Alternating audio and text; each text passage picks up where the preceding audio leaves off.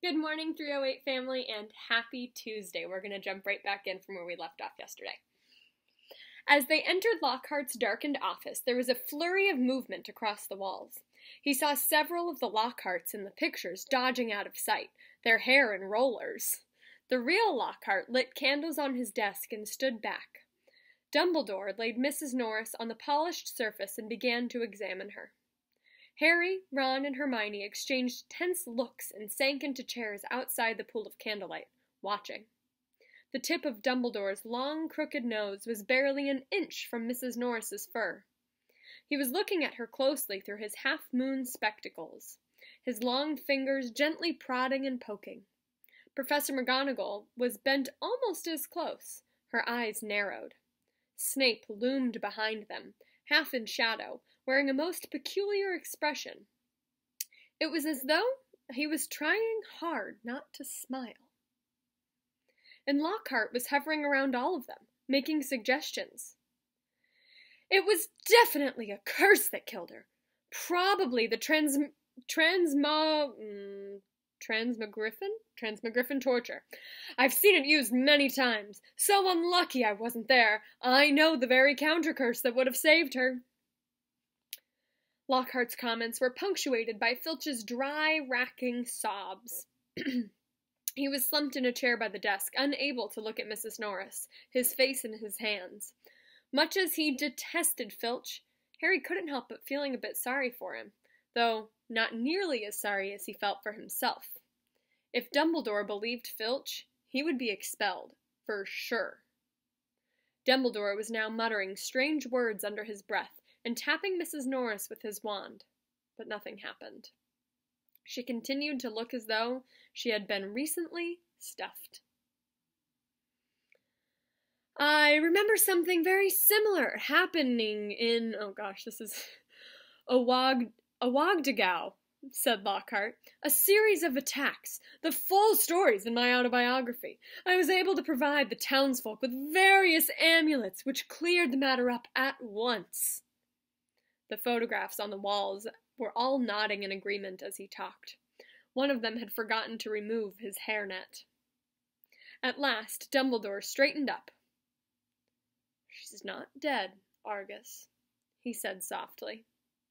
Lockhart stopped abruptly in the middle of counting the number of murders that he had prevented. Not dead?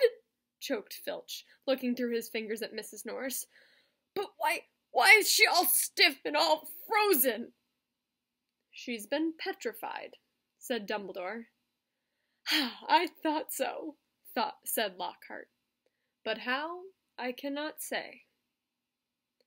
Ask him, shrieked Filch, turning his blotched and tear-stained face to Harry.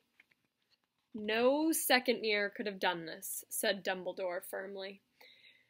It would take the dark magic of the most advanced. He did it! He did it!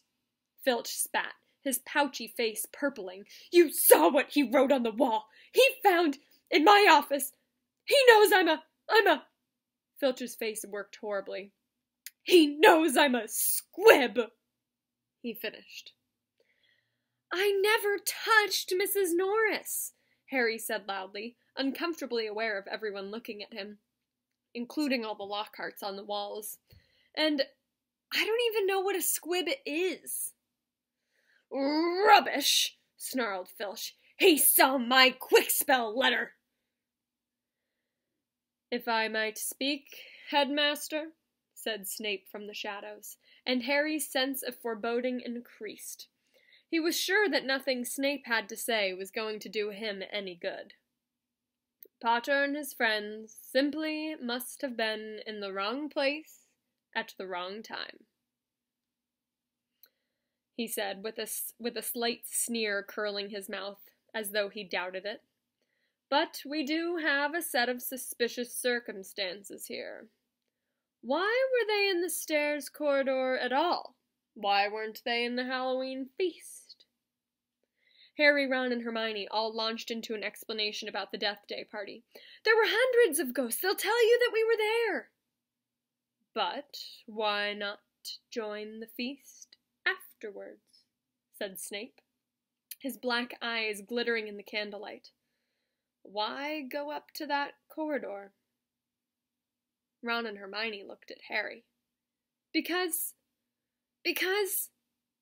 Harry said, his heart thumping very fast. Something told him that it would sound very far-fetched if he told them that he had been led there by a bodiless voice that no one except for him could hear. Because we were tired and we wanted to go to bed, he said. Without any supper? Oh, rats, I lost my place, said Snape, a triumphant smile flickering across his gaunt face. I didn't think that ghosts provided food fit for living people at their parties. We weren't hungry, said Ron loudly, as his stomach gave a huge rumble. Snape's nasty smile widened. I suggest, Headmaster, that Potter is not being entirely truthful, he said. It might be a good idea if he were deprived of certain privileges until he is ready to tell us the whole story. I personally feel he should be taken off the Gryffindor Quidditch team until he's ready to be honest. Really, Severus, said Professor McGonagall sharply, I see no reason to stop the boy from playing Quidditch. This cat wasn't hit over the head with a broomstick. There is no evidence at all that Potter has done anything wrong. Dumbledore was giving Harry a searching look. His twinkling light blue gaze made Harry feel as though he was being x-rayed. Innocent until proven guilty, Severus, he said firmly. Snape looked furious. So did Filch. My cat has been petrified, he shrieked, his eyes popping. I want to see some punishment. We will be able to cure her, Argus, said Dumbledore patiently. Professor Sprout recently managed to produce some mandrakes. As soon as they have reached their full size, I will have a potion made which will revive Mrs. Norris. I'll make it, Lockhart butted in. I must have done it 100 times. I could wake up a mandrake restorative drought in my sleep. Excuse me, said Snape icily, but I believe I am the potions master at this school. There was a very awkward pause.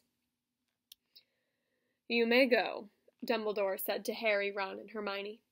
They went as quickly as they could without actually running.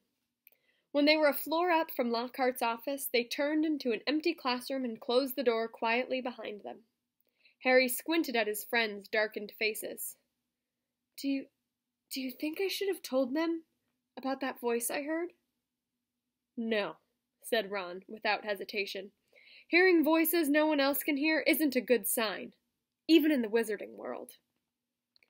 Something in Ron's voice made Harry ask, You do believe me, don't you? Of course I do, said Ron quickly. But you must admit, it's weird. I know it's weird, said Harry. The whole thing is weird. What was that writing on the wall about? The chamber has been opened? What's that supposed to mean? You know, it sort of rings a bell, said Ron slowly. I think someone told me a story about a secret chamber in Hogwarts once. Might have been Bill. And what on earth is a squib? Said Harry. To his surprise, Ron stifled a snicker. Well, it's not funny really, but as it's Filch, he said.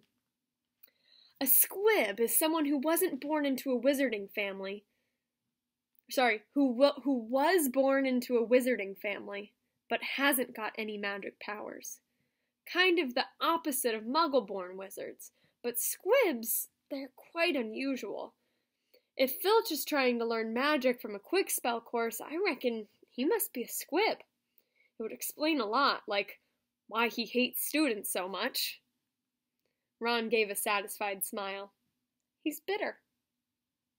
A clock chimed somewhere. "Midnight," said Harry. "We'd better go to bed before Snape comes along and tries to frame us for something else." Alrighty, friends. That is it for today. I will see you tomorrow, Wednesday, and I will also see you live on Zoom. Bye!